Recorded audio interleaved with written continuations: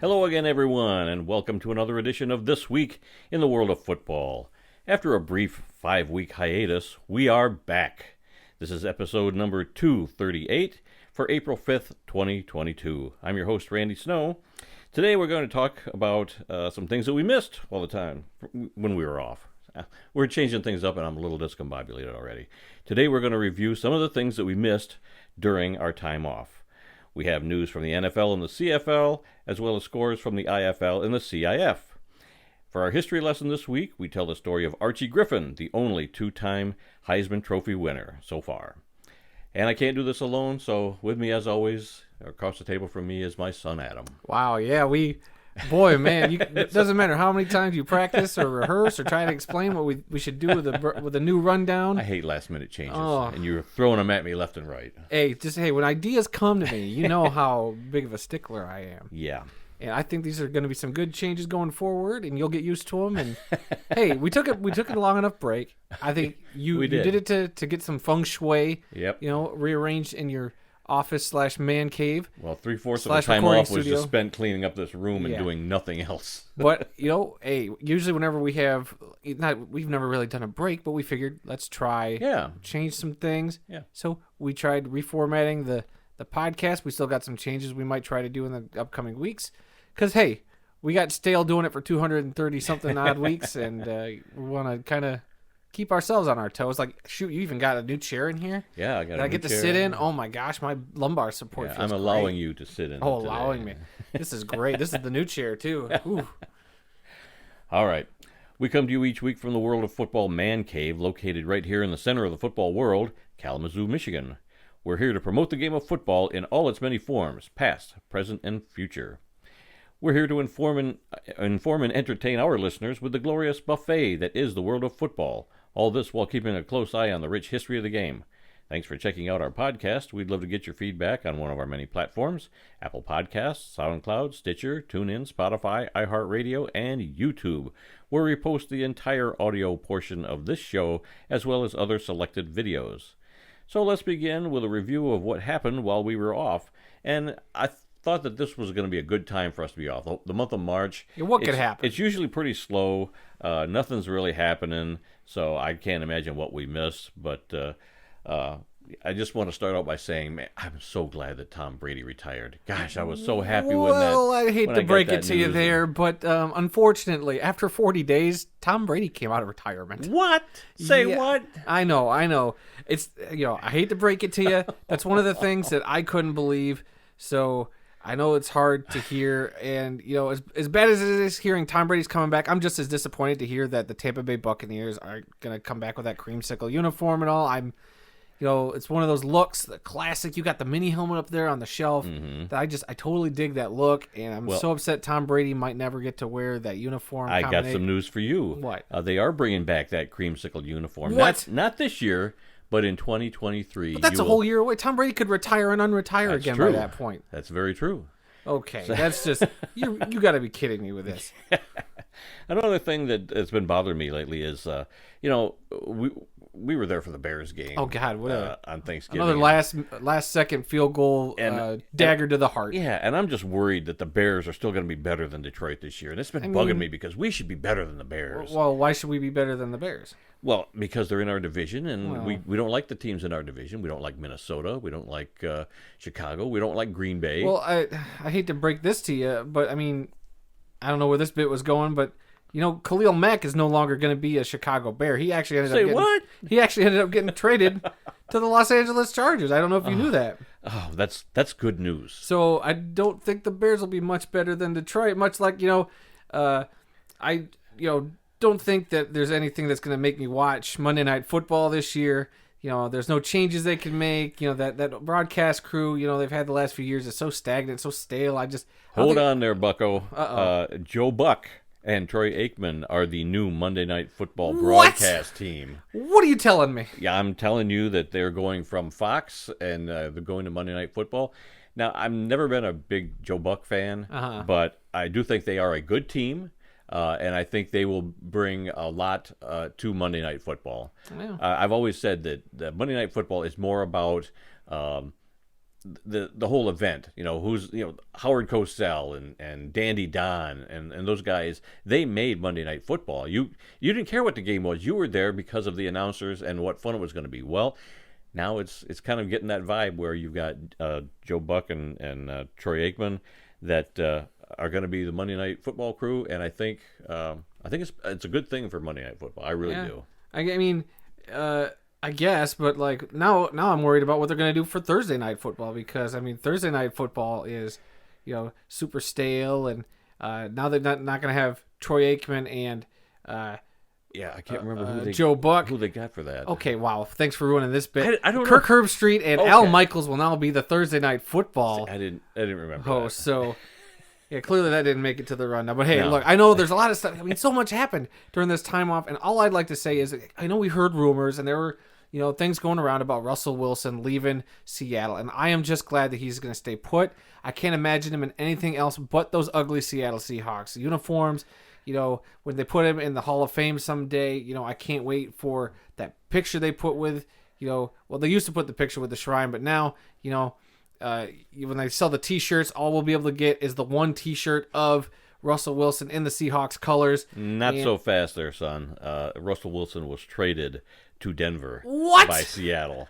When? So a couple weeks ago, during our time off. Oh, geez. So that's another thing we missed. I know you've always liked Russell Wilson, and you're always thinking, this is going to be his year. Well, maybe it'll be his year in Denver. All the talk was that Aaron Rodgers was going to go to Denver. That's all you heard. Then all of a sudden, this came out of nowhere. So that was really, really weird.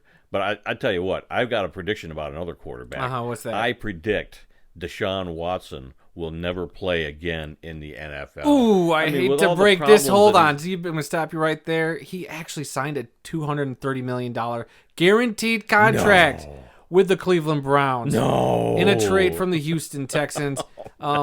This leaves Baker Mayfield. I know now this is enough of a shock that, Watson's taken over as Browns quarterback, and now Baker Mayfield has requested a trade. So we're still waiting on that, apparently. $230 million all guaranteed? Is that what you're telling me? I know. But hey, you know what I'm excited about right now? Yes, sure, Matt Stafford left Detroit.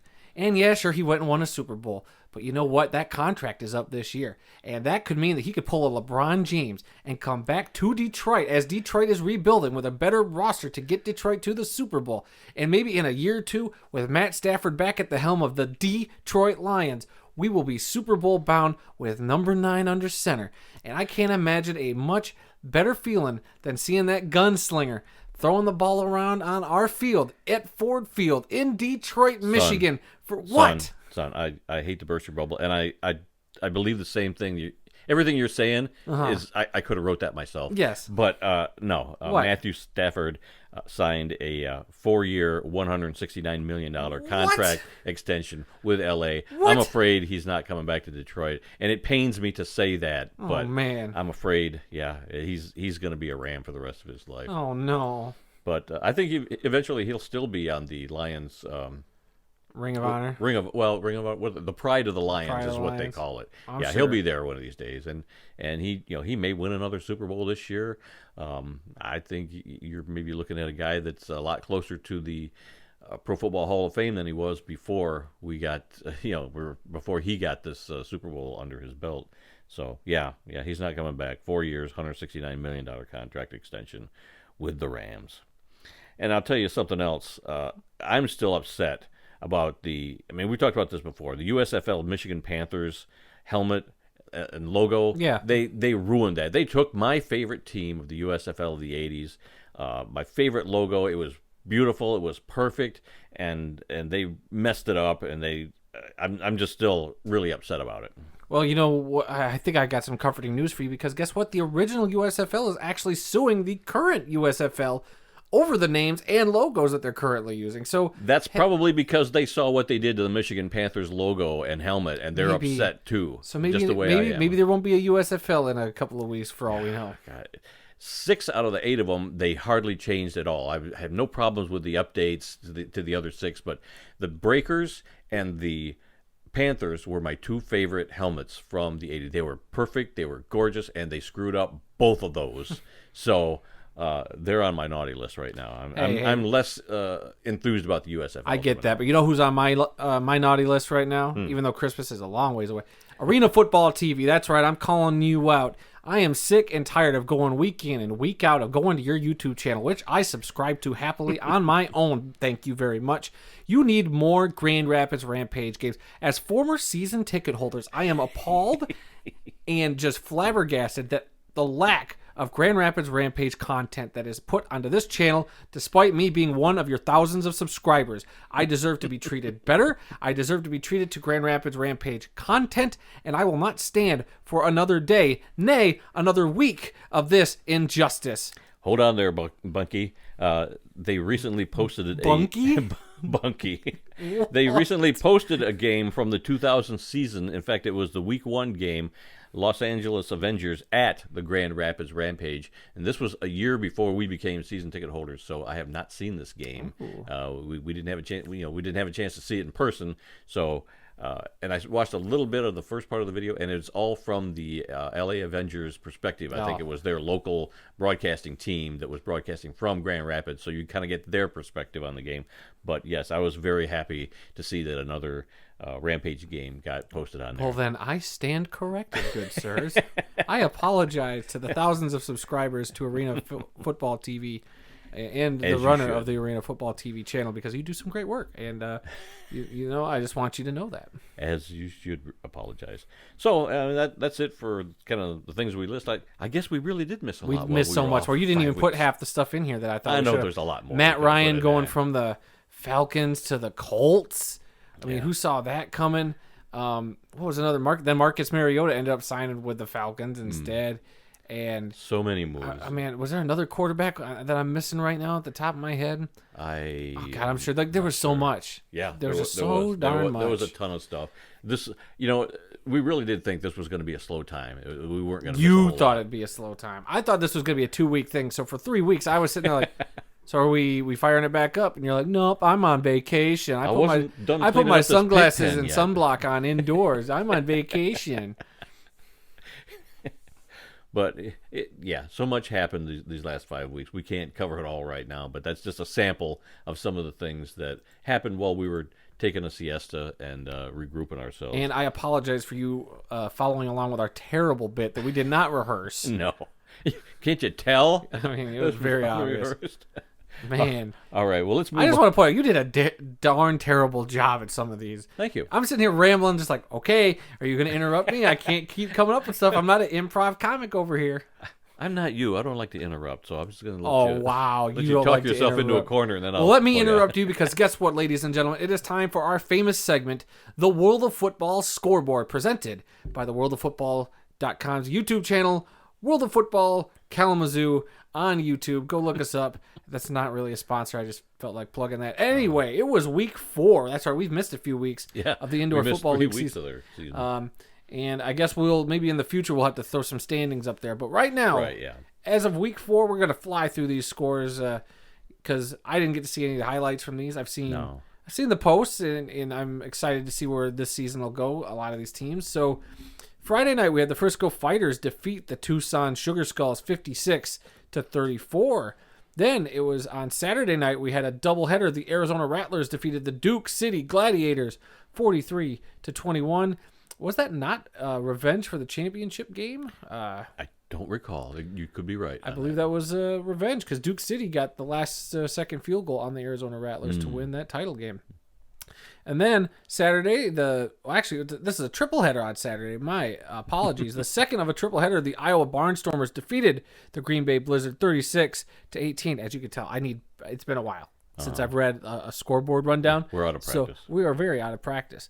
And then finally Saturday, the Northern Arizona Wranglers. How about this? I don't remember them getting a win other than one time last season. They were terrible last year. They were terrible. Now, first show back, they got a win. The Northern Arizona Wranglers defeating the Diego Strike Force. That should be San Diego. And here we go. Episode 1 back, and Randy's already got misspellings and typos. San Diego Strike Force. The San Diego Strike Force fell to the Northern Arizona Wranglers 45-28. Then on Sunday, we had the Massachusetts Pirates defeat the Quad City Steamwheelers 36-25. Actually, maybe it was Was it the Pirates that won the championship against? No, I don't think so. I can't I'd remember. have to go back and look. We're That was terrible last football year. fans. I don't remember what happened We've had 5 weeks ago. off. Yeah, we've had 5 weeks off. My football brain is trying to get reacclimated. I'm sure people will correct us. Anyway, the Massachusetts Pirates defeated the Quad City Steamwheelers 36-25.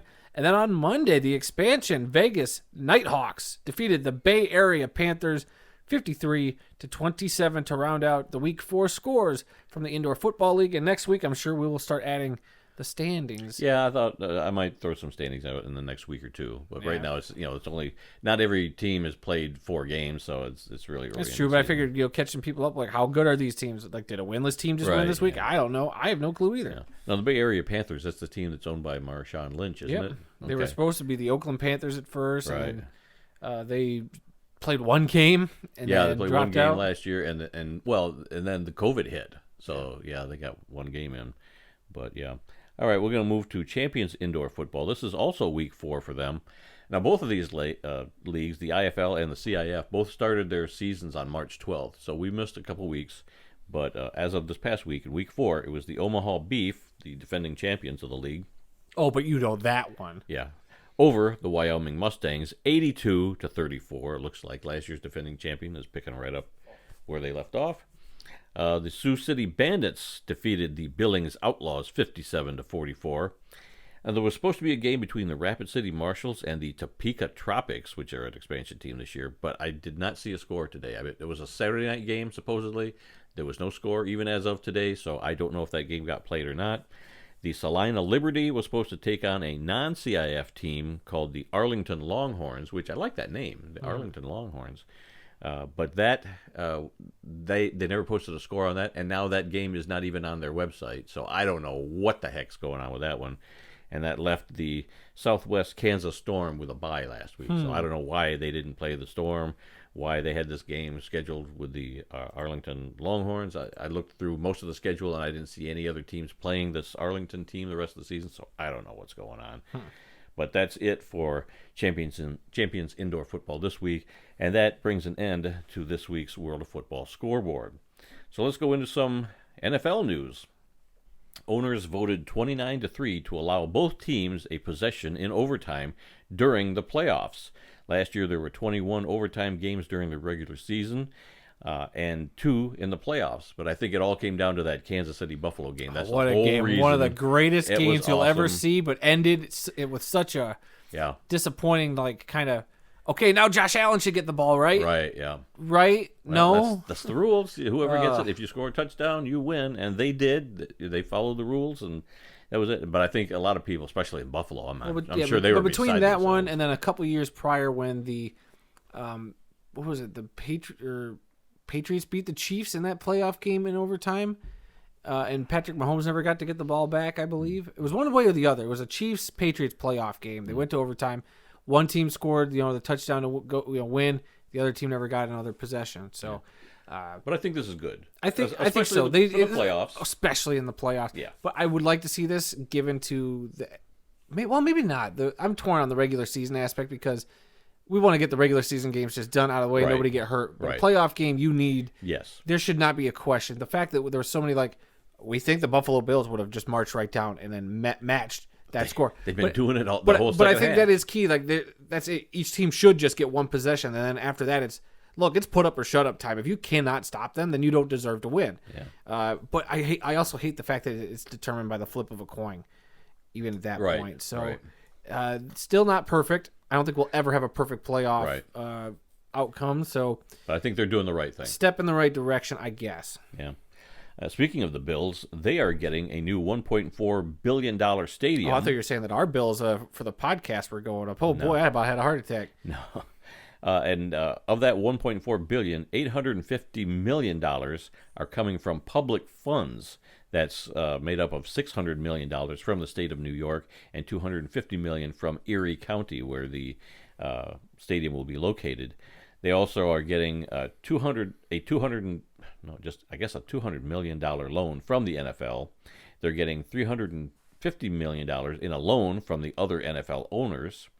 So I mean, this is crazy. I saw that this whole plan got to be part of the state budget just days before it was supposed to go, be voted on. So they threw this in at the last minute. I don't know. But the groundbreaking for this stadium is supposed to take place hopefully next year in 2023. The new stadium is going to be across the street from the current stadium. It's going to be a 60,000-seat open-air stadium, which is about 10,000 seats less from their current stadium. And it could open as soon as 2026 if they get the groundbreaking going next year. So my big question is, are they going to get a Super Bowl out of this? Yes. With an open-air stadium? Yes. I say no. I think they will. I say February on the shores of Lake Erie in Buffalo, the NFL is not going to give them a Super Bowl. But you mentioned before we turn the mics on, you did say they're losing about 10,000 seats in this stadium, right? You're going from 60,000. From 70,000 to 70 to 60,000. 60. But they're getting more luxury suites. And therein lies the key. You got 60,000 dweebs out there who will pay $6,000 a pop for a regular old seat. Then you got your nice luxury boxes where all your big celebrities can hang out and still see a Super Bowl in the comfort of a nice warm suite. Well, so it's one thing if the Bills are going to be in the Super Bowl. I mean, of course, they want their team to be there year in and year out. 2 years in a row, the home team has hosted a Super Bowl. So let's see if this trend continues. But I just don't think that. I think they really got lucky when they had the one in New York, and the weather turned out great that day. But boy, that had the potential to be just a terrible, terrible game. Could have. But I think that's exactly why they'll give it to Buffalo. You're getting a brand new stadium, regardless if it's up north or not. You're getting a brand new stadium. I don't care. They're never going to give one to Green Bay, so why would they give one to Buffalo? Green Bay doesn't have a brand new stadium now, do they? Unless they build new Lambeau Field or new Favre Field House or, God forbid, the Rogers Center in Green Bay, Wisconsin. The Aaron Rodgers Center? The Aaron Rodgers Center in Unless they put a roof over Lambeau Field, they are never going to get we already saw Super Bowl. New York did it without a roof. I think it's possible. Yeah. No, that was a one-time shot, and I don't think you're ever going to see that again. I don't. I still think if you ask me today, I say Buffalo will get it. Mark my words. I'm willing to stake this podcast. I will sell the podcast to anybody who's right. No, you're wrong. Well, I'm right. Okay, the Jaguars are going to play one game at Wembley Stadium in London every year through 2024. So for the next 3 years, I thought this was already a done deal. So this wasn't even a big deal when I read this. Well, last year they didn't even play at Wembley Stadium. They were at that new because of COVID. Twickenham. Well, I mean, even before that, they were in Twickenham Stadium, that new stadium they got over there, which they built, a special to film Ted Lasso, a special field just for NFL games. So that's where they kind of moved to. But they're going to be playing at Wembley Stadium in London for the next 3 years. And how would you feel as a Jaguars fan? I mean, if that was your team, you got one less home game, or maybe it's a road game they're taking. I think it's a home game. I don't know. They'd be given. But yeah, I mean, you're going to see your team one less game. Are you paying for the full? I'd say that's one less game of this garbage team I got to watch at home. I mean, unless you get a sweet deal to fly across the pond there to go see them play in Europe, but. I wonder if they do have, like a local travel agent sets up a thing every year where you can get tickets. That's a great question. Fellow listeners out there, if you are a travel agent and or a Jaguars fan or a miracle both, please email us at theworldoffootball@gmail.com or whatever our email address is. I don't know it at the top of my head. Info@theworldoffootball. You only say that at the end of every show. Info@theworldoffootball.com. It's been 5 weeks. I am out of practice. Yeah. But I'm curious. I'm very curious if they do set up, you would think they do something fans, maybe not. Obviously, not a lot go over there, but I'm sure some of the high rollers go over there. But not your average fan. All your Jacksonville dentists or Duval County. I don't know. Lawyers. There you go. Lawyers, attorneys, politicians. Judges. Yeah, they're all over there.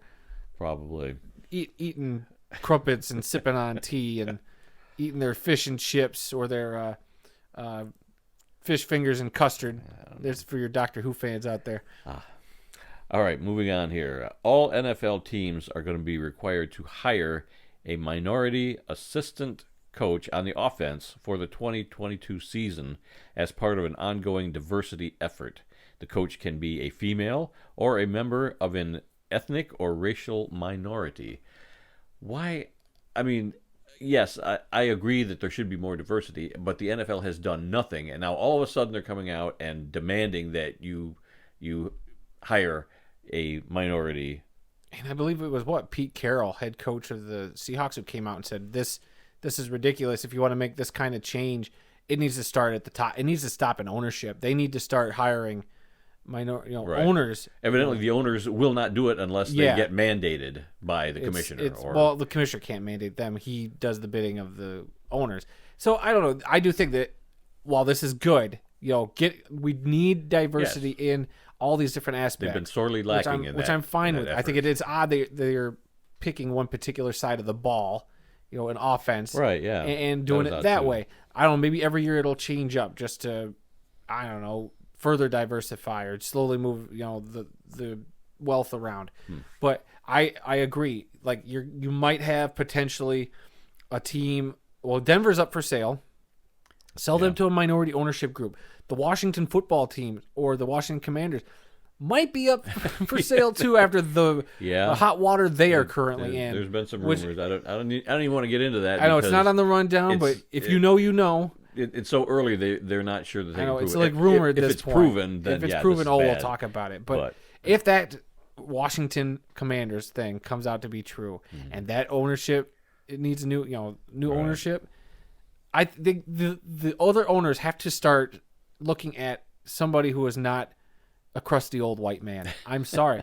More women, more minority owners. There are several other athletes and people, entrepreneurs and other aspects of the entertainment world, rappers, singers. They can get together a group of them. It doesn't have to be one guy. They could get a group of them together. But if a high-powered minority individual wants to buy an NFL team and can, do it. Start. The NFL has to change from the top down. Nothing ever changes from, just fixing the middle of the sandwich. If your loaf of bread on the top layer is soggy and nasty and white, all that stuff in the middle there, it don't matter.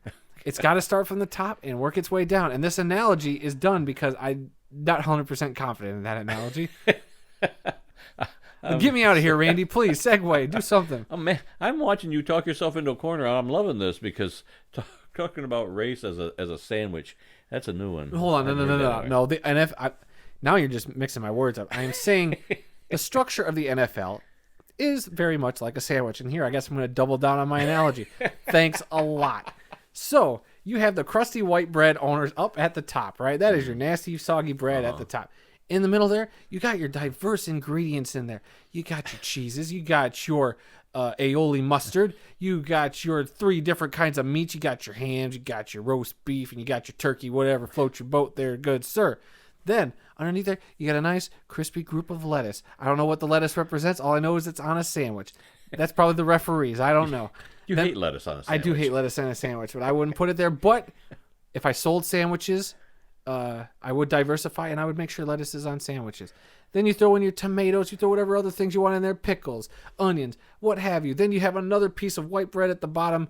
I don't know what that represents other than another soggy foundation for this league, and I'm done with this analogy. So you're saying something has to be done about the white buns? I'm saying I'm a whole wheat bread eater.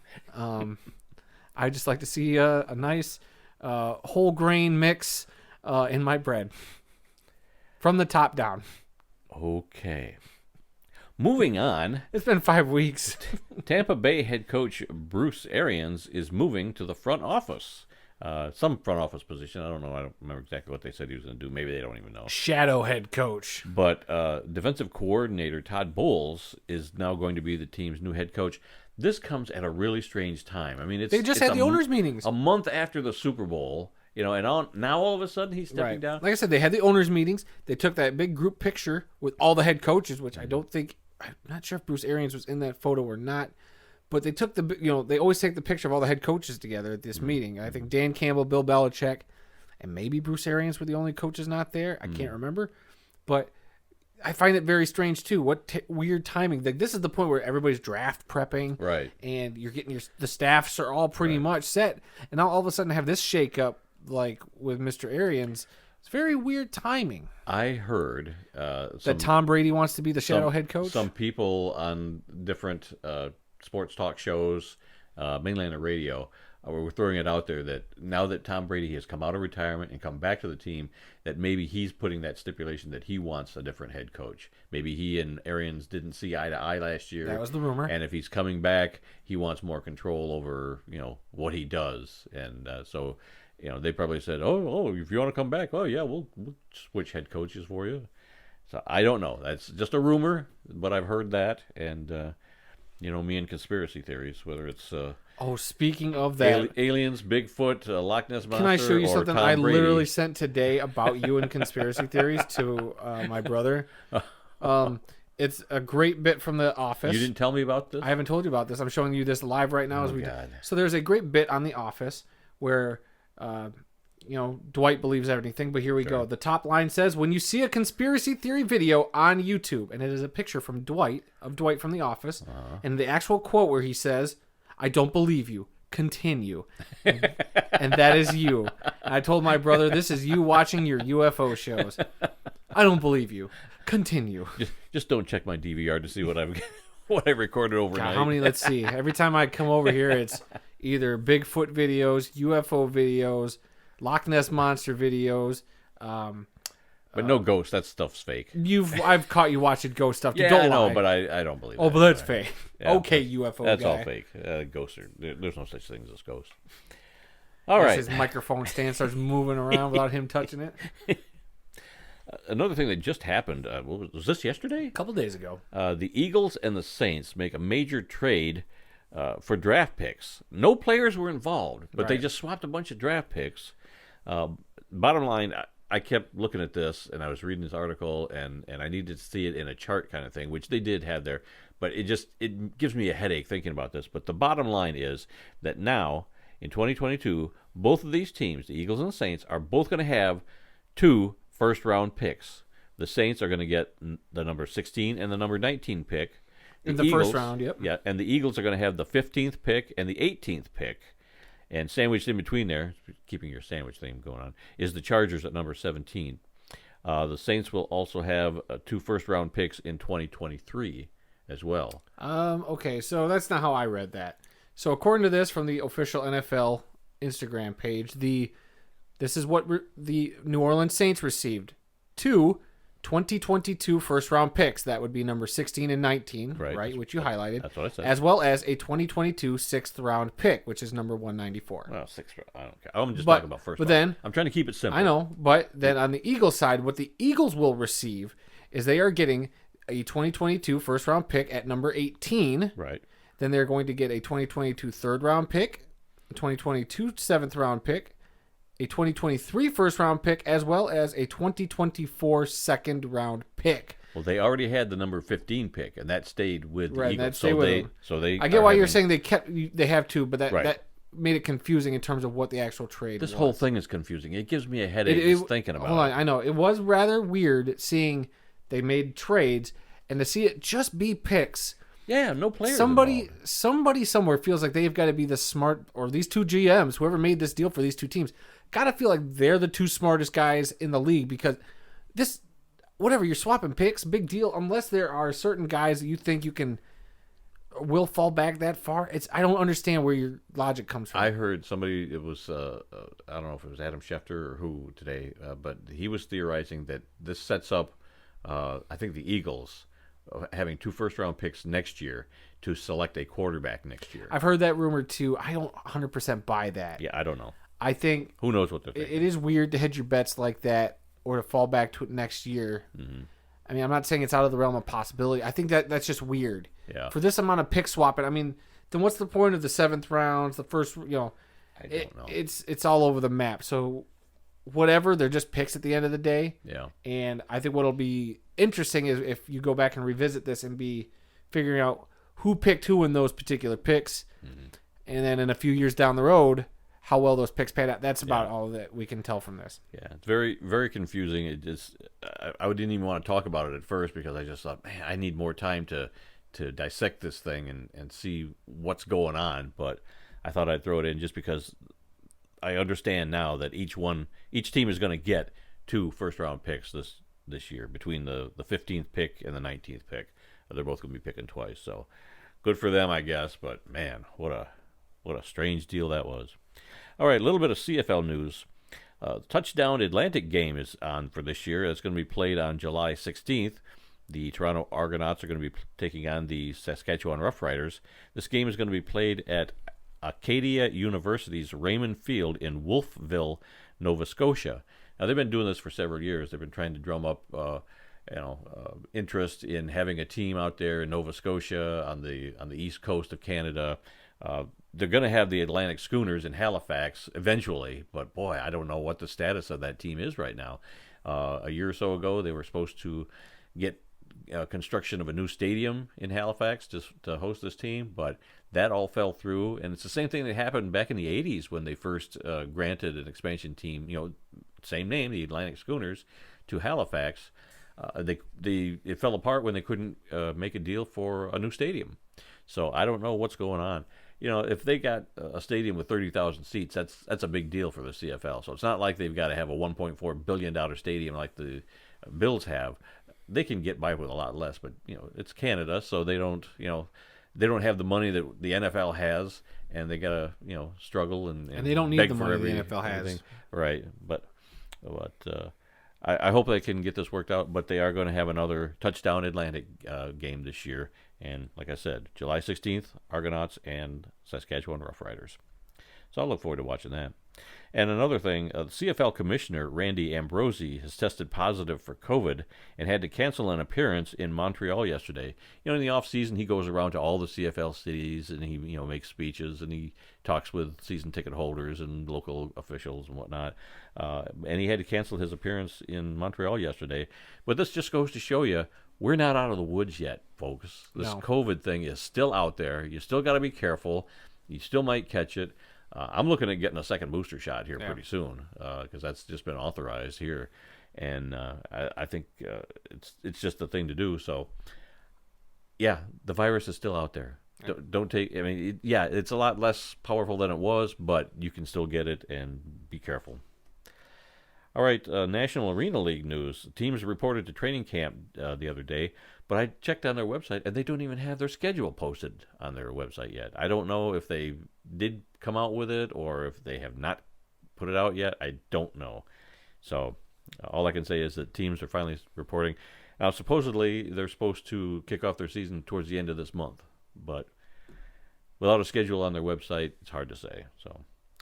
Here's a little surprise. I got some news from WrestleMania 38. When did we turn into the WrestleMania, World of WrestleMania podcast?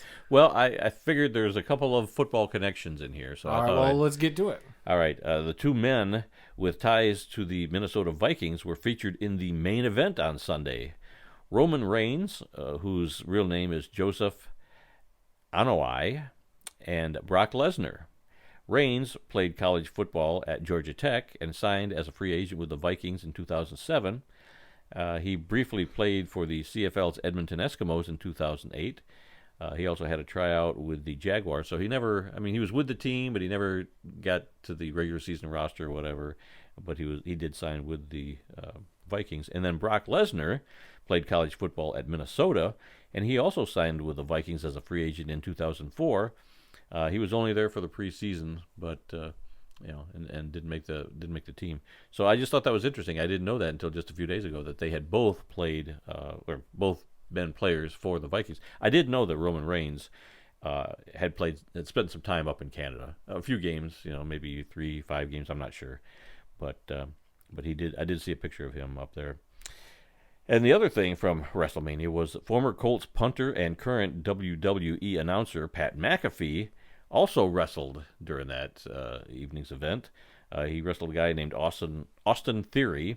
And I guess he won that match technically. That is a technical win for him. Yeah, but then he got laid out by Stone Cold Steve Austin. You saw that. I saw that bit, yeah. They were drinking a beer, and then he turned on him and put him in I don't know what you call his power move. But I'm not sure. I'm not a big wrestling fan, but I saw the highlights. Glorious. What a show Pat McAfee put on. Say what you will. I know you don't like him that much. He's a big loudmouth. Yeah. But he's definitely growing on me, and he's a heck of a personality. And to go into a ring like that and show some of the athleticism that he still got. He's kind of, what do you want to say, spongy around the middle. He's not your typical... Oh, he's more fit than us. Well, true. But I mean, he doesn't look like the other wrestlers. This Austin No. Theory guy, I mean, he's like. I mean, shoot, did you see the outfit he walked out on? It was just black No. pants and a tank top. Oh, All these other yeah. guys got great outfits, and here he comes in just a Yeah. black tank But I mean, the top. guy he was wrestling was just, I mean, your typical wrestler guy where he's got the 6-pack abs and he's just, muscles everywhere. Oh. And then then there's Pat McAfee. But these two been going at it, I guess, for several Oh, weeks. yeah, you got to sell it. Yeah. But You man- got to have the backstory. Why are these two guys here? Why do they hate each other Oh, so but much? Pat McAfee, he jumped up onto the corner of the ring there. Yep. And that was impressive in and of was. itself. I was Yeah, like, doing oh, a my. suplex off the top rope boy. with this guy. That was pretty good. It was- And if you get a chance, go watch Pat McAfee's show, recount his time there at WrestleMania, because that was just as funny hearing him tell the story about doing all that. It was pretty great. And the Dallas Cowboys cheerleaders. Oh, yeah. I did see that. Helped introduce him out. Like, oh boy, what? Because it was at AT&T Yeah, it was at Stadium. AT&T Stadium. Yeah. Oh man, what? Man, that had to have been a lot of fun. Yeah, I just I'm didn't sure know it it was a 2-night event. I didn't realize it was. I like didn't 2 either, nights. but yeah, they had like an undercard. The first night they had a bunch of tag team matches and whatnot. The women's championship was that night, and then they had several more matches the next night. They're trying to get everybody in and get them to a. Sounded like it was a WrestleMania success. event. And it obviously was. So I'm sure it'll always be a 2-night event from now on. All right, moving on. April Fool's Day was last week, and Could have fooled me. you sent me this. I hadn't seen this, but the Buffalo Bills showed a new uniform. Oh, that was great. That was probably the best one of all the stuff that was out there. Was the Buffalo? They were like Bills. black and red Yeah. uniforms, and the helmet it had buffalo wings shaped like a buffalo Yep. with like ranch dressing for that stripe. Yeah, they called it their city uniforms, like how the NBA's got all those special, edition uniforms. yeah. That, their city uniform. The Buffalo Bills did that with theirs, and yeah, it looks like a thing of chicken wings That with was a awesome. thing of ranch sauce going down the middle, like the stripe of the Buffalo Bills logo. It's pretty good. I mean, I wasn't taken in by it, but I the know, fact but that it was somebody the- put so much work into this, Yeah, it was awesome. Great. The only other one I saw was one of the local Detroit sports networks. The little, I won't say they're like us because they actually have a following. The Woodward Sports Network over there in Detroit posted a picture of a quote unquote trade where the Lions were getting Kyler Murray. Yeah, I saw that. And I knew it. It almost had me for like a second. I was like, "You're kidding!" And I was like, "Oh wait, it is April 1st, and I'm not seeing this anywhere else but this place." So, yeah, April Fools. There were a lot of things going on. I've that seen day. better. Yeah. In fact, I was going to mention a couple of them. 2 of them that really stand out were ones that happened from the CFL over the last few years. Was it last year or year before? It was 3 or 4 years ago at this point. I want to say it was like one of the first years we did this podcast. Yeah, they came out and they said that Hamilton and Toronto were No, gonna be this merging. that thing was way back in the day. I remember. Really? I remember being in high school when they did that bit. Okay. But I remember us doing the podcast, and the bit was the aircraft carrier game. Yeah. And I almost bought that too. I was like, Yes. wow, that'll be cool. Then I was really disappointed when I figured out it was a joke. We're still disappointed to this day that they're not going to play a game because all you need are 4 aircraft carriers all be parked next to each other. no, which picture they had it was just on one ship, One but giant- they can make. Come on, Canada. but, What are you they've doing? done basketball games, college basketball games. I don't know if NBA has, but they've done them on Arena football needs on to have a ships game on before, aircraft and carrier. that was pretty cool. But yeah, this was one of the better ones as far as the CFL goes. They've had 2 really good ones over the years. Yeah, that one, and then the one in high school, which was the merger between the Right. Argonauts. What were they going to and call them? The Argo Cats. Argo Cats. Because I remember sitting there in a computer lab in high school. Mind you, this was like 2007, 2006. Yeah. Seeing them put a banner outside of one of the stadiums saying home of the, I can't remember if it was the Hamilton Toronto Argo Cats or something like that. It was just unbelievable. And I was duped for a minute. I was like, oh my God, they're merging CFL teams now? Well, we talked a little bit Go earlier. look that up, everybody. Yeah, we talked a little bit earlier about Arena Football TV on YouTube, which is a place we love. They just posted a couple of games in the last few days, and one of them was a 1998 game between the Iowa Barnstormers and the Nashville Cats. This was a year after Kurt Warner had gone on to the St. Louis Rams, so he's not part of this game. But Mike Golick was in the booth for this game, so that's always kind of interesting. It's not just the games on the field, but it's who's in the booth for these games. They had some really big name people, and Mike Golick did many arena football games there. So go check that out on Arena Football TV on YouTube. We do have a couple of birthdays today. April 5th, it's a birthday, born on this date. Coach Pop Warner, born in 1871. He died in 1954 at the age of 83. He played and coached later at Cornell University. He also coached at the Carlisle Indian School, where he got to coach a guy you may have heard of, Jim Thorpe. And he also went with Jim Thorpe to the Olympics. Was that in Sweden? Stockholm? Maybe? I can't remember, but it was over in Europe. The two of them went on a ship. There was a third guy doing track and field, and so he got to go over there with them. And he years later, he was at Stanford University, where he coached Ernie Nevers and led that team to the 1924 Rose Bowl, where they lost to Newt Rockne and the Four Horsemen of Notre Dame, who won a national championship by beating Pop Warner and Ernie Nevers. But Warner also coached at the University of Pittsburgh and at Temple, and he appeared as himself in the 1940 movie Newt Rockne All-American. I've got that on DVD, and it's kind of weird. At the end, you see him, and you see Amos Alonzo Stagg. They're at some rules committee meeting or something, and they actually get there and they play themselves, and they actually make little speeches about Newt Rockne. So that's pretty awesome. Check that out. The other birthday today is that of Ted Nesser. Born on this date in 1883, he died in 1941 at the age of 58. He is one of the 6 famous Nesser brothers who played for the Columbus Panhandles. At the time, before the NFL, they were playing in the Ohio League, and then that team actually joined the NFL, or the APFA at the time. But so he did actually coach and play in the NFL from 1920 to 21. And his son Charlie also played on the Panhandles team in 1921. Ted Nesser played several positions, and he was also the team coach. So a couple of famous birthdays today in football history.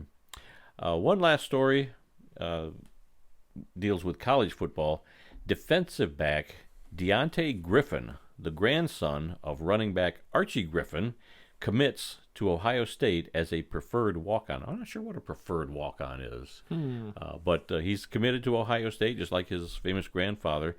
And the reason I bring this up is because that leads right into today's history lesson. Well, how about a quick history lesson before you go into your history lesson? Oh, boy. A preferred walk-on offer means the coach would like you on the team, but cannot, or won't, offer any financial assistance, at least for the first year. Preferred walk-ons can earn a scholarship going into their second season, but nothing is guaranteed. Interesting. Okay, well, thank you for... Yeah, you'd be amazed at what a quick Google search will do when you're looking for something that you don't know what it is. Thanks for actually contributing something to the show today that I didn't have to do all by myself. Well, great. While you do this history lesson, then I'm going to go take a bathroom break. All right. Today's history lesson is about Archie Griffin, the only 2-time Heisman Trophy winner. The first Heisman Trophy was awarded back in 1935. Halfback Jay Berwanger from the University of Chicago was awarded the trophy, which at the time was known as the Downtown Athletic Club Trophy. Berwanger was selected with the first overall pick in the very first NFL draft in 1936 by the Philadelphia Eagles, but he never did play in the NFL. Over the years, many great players from schools across the country have won the annual award, but no one had ever won it twice. That was until Archie Griffin, a running back who played at Ohio State University from 1972 to 1975, won back-to-back Heisman trophies in 1974 and 1975. In just the second game of his freshman year, Griffin ran for a school record 239 yards against North Carolina. In his last 3 seasons at Ohio State, he ran for 100 or more yards in 31 consecutive games. During his 4 seasons at Ohio State, Griffin helped lead the team to a record of 40 wins, 5 losses, 1 tie, and 4 Big Ten Conference titles.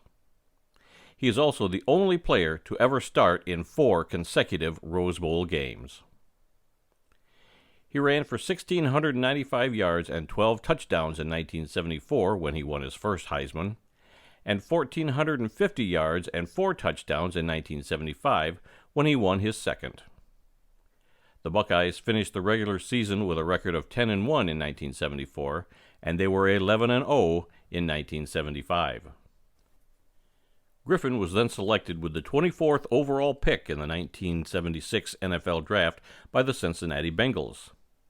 He played in Cincinnati from 1976 to 1982. In his 7 NFL seasons, Griffin carried the ball 696 times for 2,833 yards and scored 7 touchdowns. He also had 195 receptions for 1,621 yards and 6 touchdowns. He played in Super Bowl XVI, which was played at the Pontiac Silverdome. The Bengals lost to the San Francisco 49ers that day, 26-21. In the game, Griffin ran the ball just 1 time for 4 yards.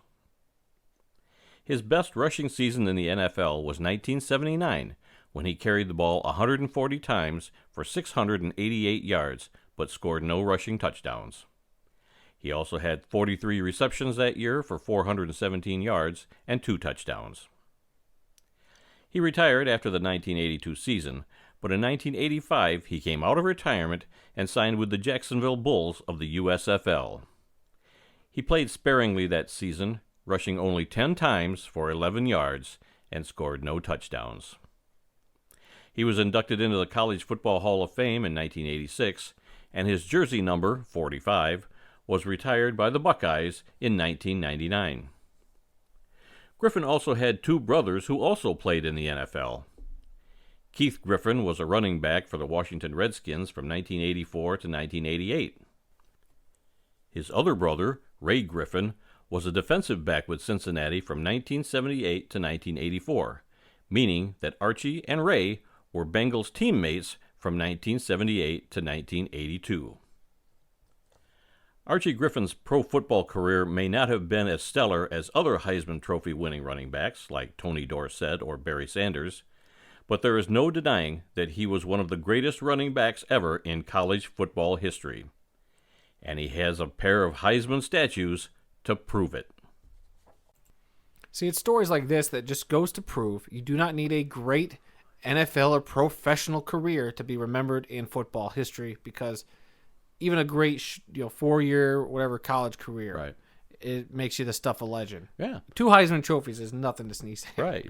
I've always said that just because you win the Heisman doesn't mean you're going to be a great NFL player. Rodney Pete.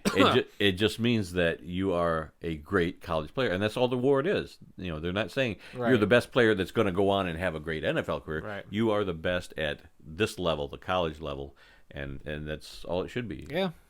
If somebody does not go on to have It does not translate to NFL success. It shouldn't matter. No. Yeah. Okay. Upcoming events. Tomorrow, the XFL has some kind of a big announcement. They've got a countdown clock on Twitter, I think I saw, where I don't know what they're going to announce. I don't know if they're going to announce their teams. Maybe just the cities. Team name. Or, maybe just the cities are going to be. Because I was, it's too early for team names, I think. But well, I don't know. I think we could get the They got a cities year. maybe. But depending on the size of this announcement, the seismic activity this could generate, we may or may not have to do a World of Football overtime video, which you can find over on our YouTube channel, where we will cover stories that don't make it onto this show during the week. Yep. And we'll make them a nice little video on all their own for us to talk about. Yeah. So, we'll find out tomorrow what that is, and we'll even repost it when we find out. And maybe do a video on it if it's worthy. We'll do a video, yep. Saturday, April 16th, the USFL season begins in Birmingham with a game between the Birmingham Stallions and the New Jersey Generals. April 23rd, the National Arena League season is supposed to begin. Again, like I said, I've not seen their schedule, so I don't know. I'm not sure where I got that date from, but still no schedule on their website. Do a better job, NAL. All right, Thursday, April 28th through the 30th, the NFL Draft in Las Vegas. Tuesday, May 3rd, the CFL Draft is going to take place. That's just a conference call between all the teams. There'll be some coverage on TV up in Canada. I don't know if we'll see much of it. But the Edmonton Elks have the number 1 pick in this year's draft. Thursday, June 9th, the CFL regular season begins with a game between Montreal at Calgary. And Thursday, August 4th, the Pro Football Hall of Fame game in Canton between the Jaguars and the Las Vegas Raiders. A lot of things going on Thursday. The NFL draft is a Thursday. The CFL starts on Thursday night. The NFL preseason starts on Thursday night. And the regular season is going to start on Thursday night. Right. A lot of Thursday football. Hey, you got to keep Al Michaels and Kirk Herbstreit busy, okay? The new Thursday Night Football team. Oh, yeah. Thanks for clarifying that. Yeah. All right. Anything else that you want to insult me with or humiliate me with? No, nothing to insult you with. All I'll say is that there's no current NFL breaking news. Okay. We should be good this week. What a boy. Weird getting back into this groove. It's been a rough show, but we made it, and I don't know when we'll take a break again. Well, I do know, actually. Your mom and I are going to be going out of town in May, so we probably. I guess I got to do a podcast all by myself then. Yeah, right. Like you could write all this stuff. Actually, you know what? Challenge accepted. We will do the Randy's Not Home show. I will get my brother to come in. He will be my co-host, and we will outshow you in every facet. Fine. There we go. It is set in stone. I'm going to text him right now. What day is that? The week of the 15th of May. Okay, so gotcha. All right, I'm sending the text right now. Do your thing. All right. Well, that's all the time we've got for this week. If you learned something during this podcast about the incredible amount of diversity that exists in the world of football, but maybe not in the NFL, then we've done our job. Visit our website at theworldoffootball.com for news, links, upcoming events, videos, and more. Our email address is info@theworldoffootball.com. You can like The World of Football on Facebook at TWOF Kalamazoo. You can also follow our Twitter account. The address is also at TWOF Kalamazoo. New episodes of this very podcast are posted on Tuesdays and are available on SoundCloud, Apple Podcasts, Stitcher, TuneIn, Spotify, iHeartRadio, and on YouTube. Our YouTube channel is The World of Football Kalamazoo. So please subscribe, rate, review, leave us a like, leave a comment, let us know what you think, and please come be a part of the football conversation. And remember, folks, some people may love football more than we do, but nobody, and I mean nobody, loves more football than we do. Until next time, I'm Randy Snow. And if my brother falls through, I guess I'm going to have to start vetting people to be my co-host for the May 17th show. Oh, your brother-in-law, maybe? You sure you want that fool on a microphone? I don't want you, fool, on my microphone either. Well, too bad. It's going to happen. See you all next week.